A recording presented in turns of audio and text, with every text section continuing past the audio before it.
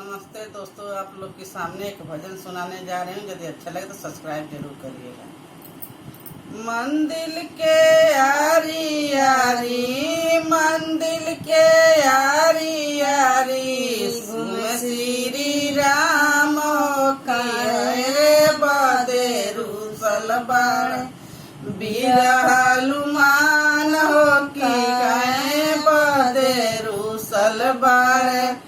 भाई बलाई बमचौकी बनवाई बड़ाई बलाई बमचौकी बनवाई चौकी बनाई के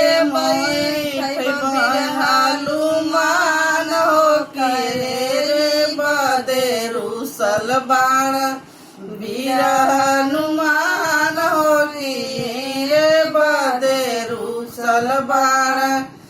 मंदिर के यारी यारी, मंदिर के यारी यारी, घूमे श्री राम हो की काहे बदे रूसल बाण, वीर हनुमान हो की काहे बदे रूसल बाण।